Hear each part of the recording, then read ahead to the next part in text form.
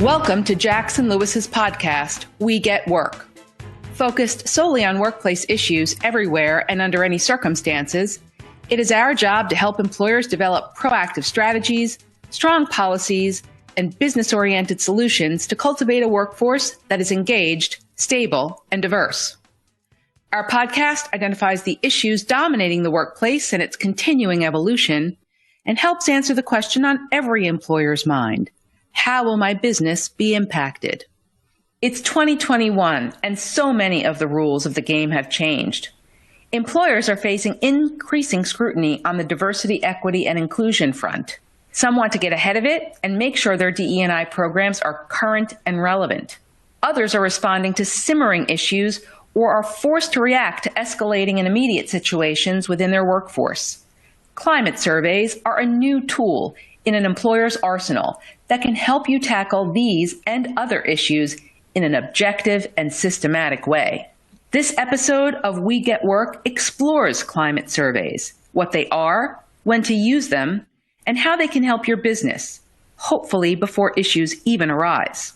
Returning to the We Get Work podcast mic today are Monica Ketterpaul and Michael Thomas, and they are joined by Nick Simpson for the first time. Michael is a principal in our LA office, and in addition to defending employers in PAGA cases and in class actions, he is committed to helping clients address the full spectrum of DE&I issues they face. Monica is a principal in our Chicago office and co-leader of the firm's higher education industry group, and devotes much of her time to DE&I counseling. Nick is an associate who works with Monica in Chicago and on the higher education team and helps clients on a variety of issues faced by higher education institutions today. Monica, Michael, and Nick, the question on everyone's mind today is, will a climate survey be the right choice for my company? And how will conducting a survey impact my business?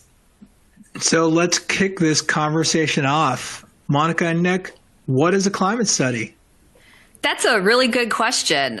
A lot of people are talking about diversity, equity, and inclusion, and it's hard to say and define what those terms mean. Diversity is really your numbers and your demographics. And what a climate survey gets to is from diversity to equity and inclusion. It's a way to measure inclusiveness and how your employees feel about equity within the workplace. So it's a little bit of a deeper dive than just, an investigation or something like that. Nick?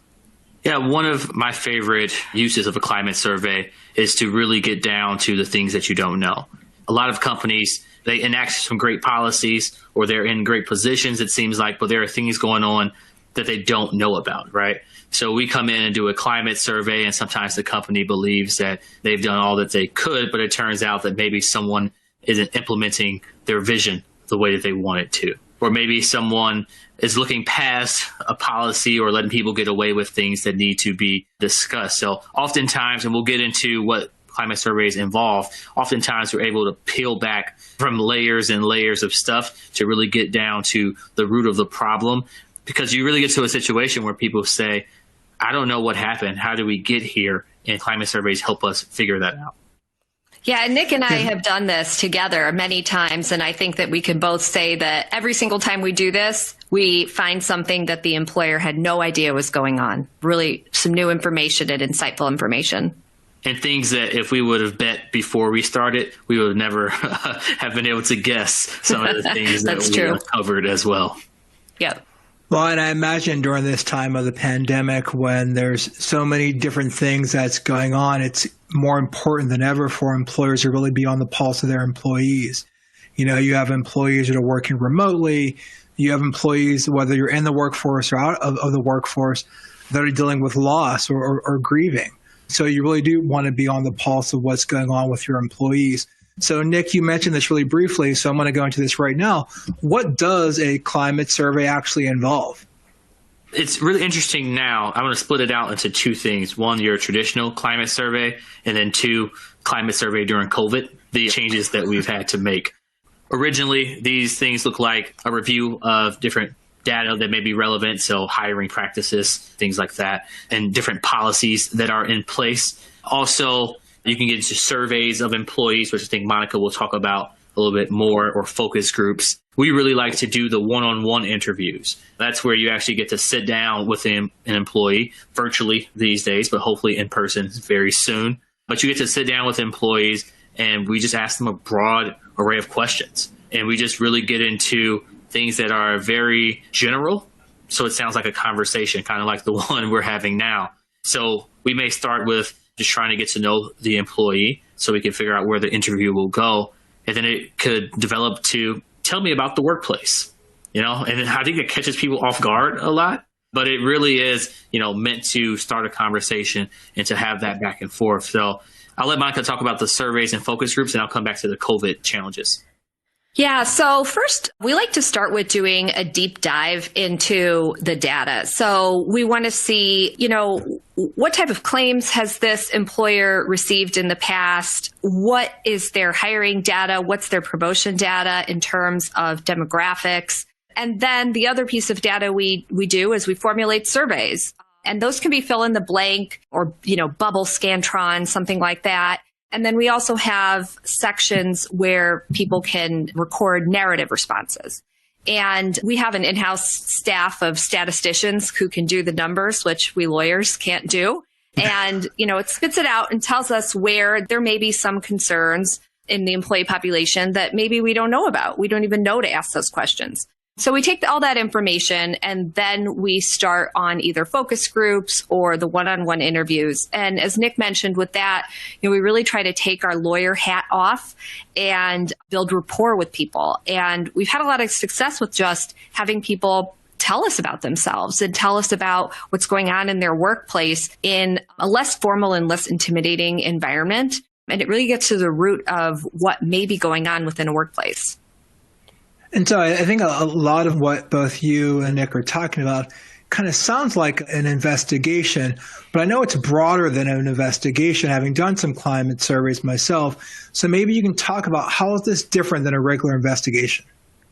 A regular investigation really focuses on one question, something or a small group of questions, something discrete. Somebody has come to you with a particular complaint and you need to know the who, what, when, where, why of that complaint. Get to the bottom of it and spit out a legal answer, right? What is your legal risk? How are you going to mitigate it? What do you need to do to make sure you don't get sued? If you're going to get sued, how are you going to defend yourself?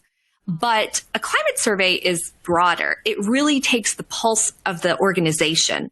And in that way, we sort of, as Nick said, we ask really general questions. So tell us about your workplace. How has your experience been? Do you have any concerns that, you feel like you haven't been able to raise? Do you feel comfortable raising complaints to your supervisors? Why or why not? And we get all sorts of information from that, right, Nick? Yeah, we get more than I think people would suspect. I'm thinking about how broad these things can be, right? Michael, when we do these investigations on a normal basis, it really gets down to that core issue that maybe there's a complaint filed about.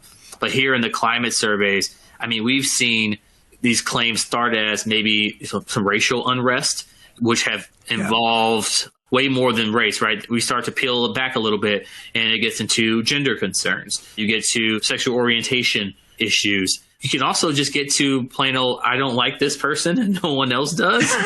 And, that's why you're seeing so many complaints. So maybe it's not a policy issue, it's a personality issue. And we're able to deal with all of that in one, oftentimes before litigation even starts, which is a great tool for people to use. That's a great point, Nick. And one of the few climate surveys that I've done started off with the employer being concerned about a rise in complaints by African-American employees. And their initial response was, we're going to implement all these strategies and programs to promote African-American employees. But when you actually looked at what the root cause was the issue that the African-American employees did not feel included within the workplace. So if you just throw these new programs in and they don't feel included, you haven't solved the problem. You're still going to have those ongoing complaints. But to your point, the climate survey actually lets you get to the root causes and actually use your resources a lot better, right? So with that in mind, when would an employer decide to do a climate survey? So there are a few different scenarios. One of the ones that is popping up a lot now, I would say since last summer, once George Floyd happened and there was a lot of unrest, it's people going into the media and complaining directly instead of maybe filing the complaint first with their employer. You have people who could take straight to social media because maybe in the past they felt that the company wouldn't respond, or maybe it was just a way to get some quicker resolution. So there are times where we've started a climate survey when something started in social media and the institution decided that they needed to do a climate survey to find out what was happening because people started to piggyback on that first social media claim. So you start to get maybe a few different people complaining about the same area at an institution or employer, or complaining about the same person. So it can be used in that way as well, whether it's with social media or not. Maybe someone's complaining about the same supervisor or high profile member of the company. So there are a few different ways. I would say also, if you see a cluster in the same department, maybe there's an EEOC charge or maybe an informal complaint filed against the head of one department. And so then you would jump in there and say, okay, we can litigate these claims, but we should also find out what's going on in our workplace. Because, if it keeps happening this way, there's a chance that we just keep getting more claims. And there's obviously a cost associated with that versus being able to jump in and really show your employees they care. And we've seen that with employees where they have been very responsive to doing these climate surveys. They feel like they're able to be heard, and it really goes a long way into how they feel about the company. Yeah, I think that's right. Even just doing the climate survey we've seen has had a really beneficial impact on the culture of the company because it does make employees feel like they've been heard. And I think the point is that it's also, it's proactive and it's reactive. So you may be in a situation where, like Nick said, you're facing some sort of social media challenge or some real media scrutiny and you're really under fire. And so this can be a way to respond to that. And we do it a couple ways. So internally, like I said, the employees feel like they've been heard when we engage in this type of survey. But then we can also help craft messaging that's outward facing. So yes, we had this issue. Yes, it was reported in the media, and this is what we've done about it. And so we can assist with that. And then on the other hand, it's proactive because you have the potential to discover latent claims before they hit the media or before they hit, hopefully, the court docket. So it can be used both proactively and reactively. Monica, that point makes me think about one of the recommendations that we always give. And it's about the reporting process. We always find out that no one likes having their dirty laundry aired out on social media, whether it's true or not, right? What we found out through this process is a lot of people just don't have good reporting mechanisms, or employees don't know how to use them. And so that has been one of the recommendations that I think, one, helps keep things off social media, but two, helps employees feel that they can be heard and, starts to bring some sort of, a better feeling in the department or a better feeling about the employer. Yeah, and it's often sometimes, people think that employers think they have a great reporting mechanism because it checks all the legal boxes. Well, this is intended to discover whether it's checking the practical boxes.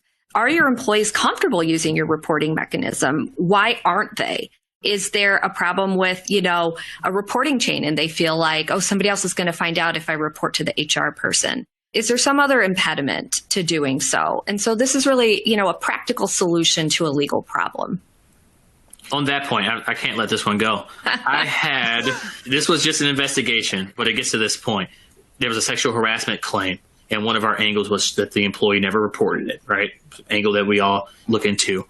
Well, it turned out that the one person she could report to was the guy's wife.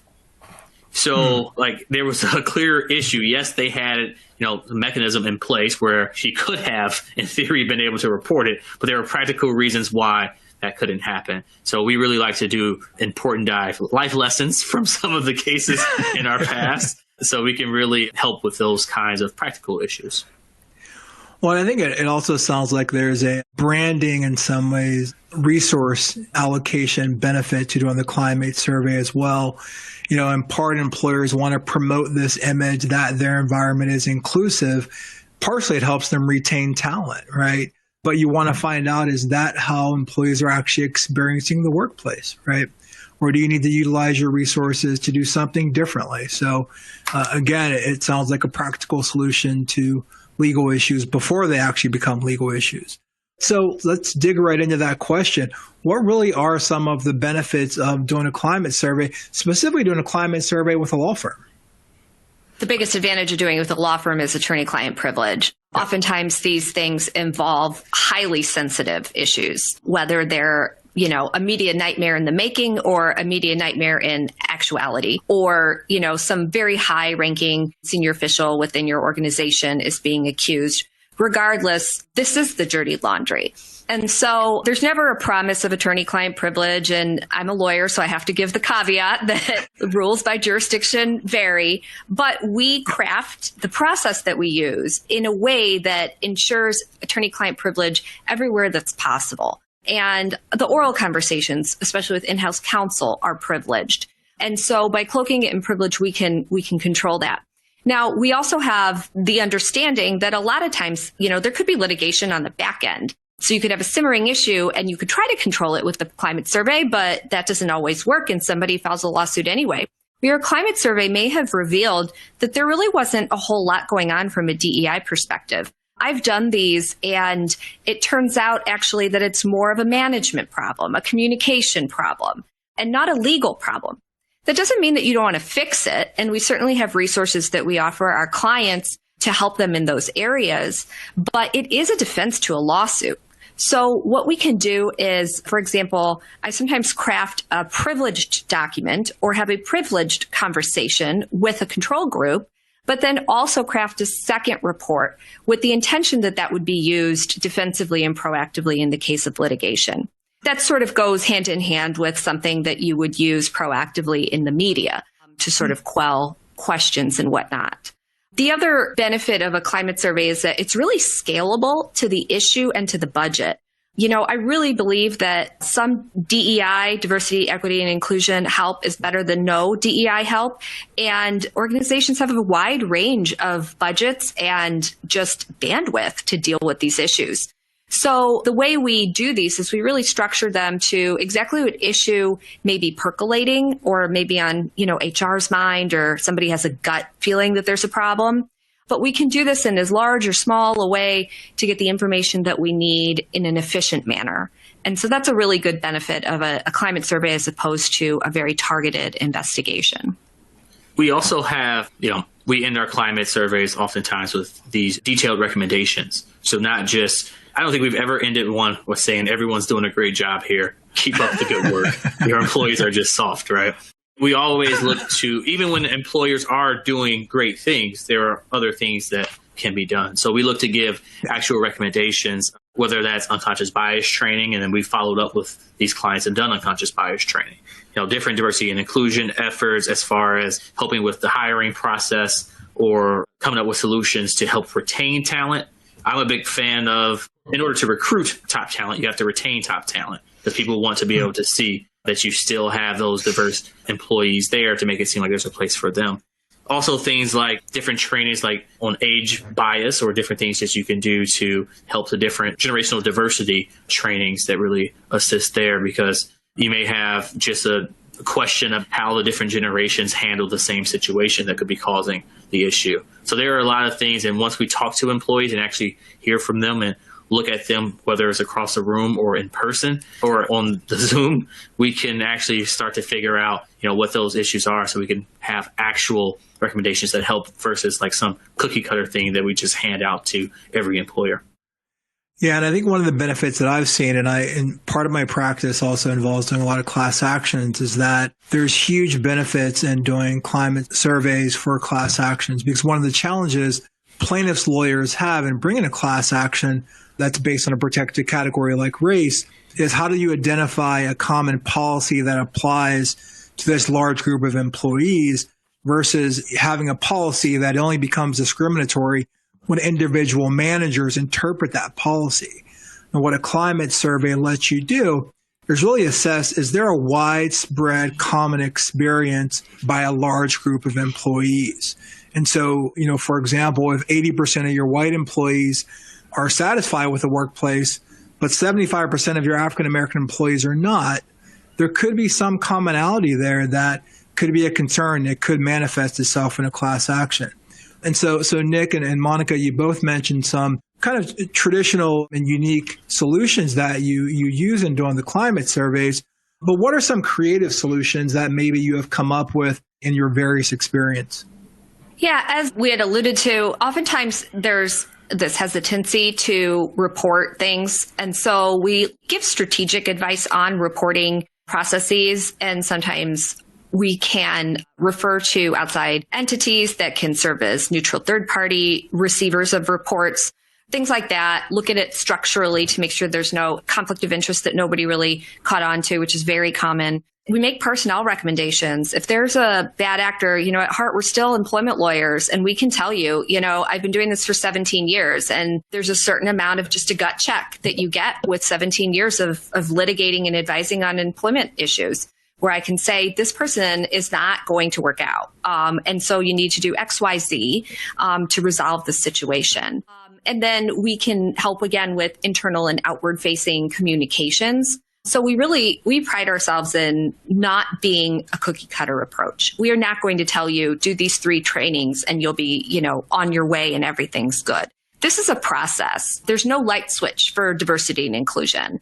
It's not just a, check this box, hire Jackson Lewis or anybody else, and now you're good to go. It is always a work in progress. And we really realize that. And I think that's especially important sort of this day and age. And I'll let Nick comment as well. But from my perspective, I really have heard a lot of employees say that they want to address the social justice issues that have been going on in the world.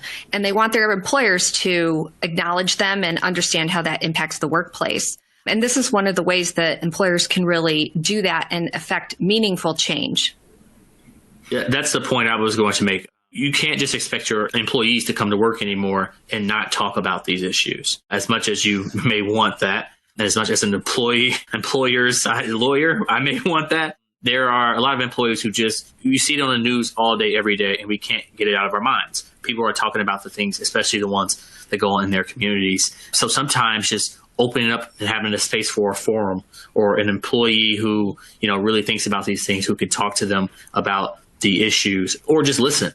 That has helped in a lot of different places, because some employees, and maybe you guys have seen throughout the media over the last year or so, they're just upset that their employer didn't respond fast enough to some of the issues that were going on, or just at least put out a statement to say, this was wrong, it happened, we're with you, and we're going to take a stand. It's just walking through those solutions as well. Again, maybe you didn't have a lawsuit coming from those things, but wouldn't you want, your employees to feel like they like coming to work and that you have their back and they could feel that they trust you when these things happen? Yeah, we really love doing this work because although we all have a fire in our belly for litigation, that is the bread and butter of what we do. But you know what? Nobody walks away from litigation happy.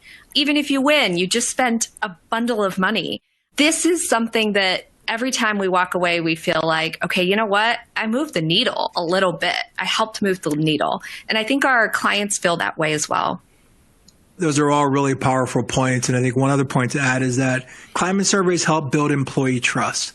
And that, employers are going to make mistakes. You're going to try to make a statement and maybe you don't make the right statement. You might have DEI-related data and maybe the DEI-related data is not great. But do employees really trust that you're going to try and do the right thing or engage in good faith efforts?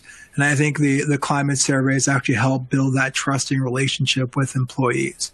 And so we're coming near the end of the podcast, which the podcast was not cookie cutter. This was definitely unique and an amazing experience. I know I've learned a lot. So Monica, Nick, any final thoughts on climate surveys? I don't know. You're putting us on the spot here. I feel like we already poured our hearts and souls out.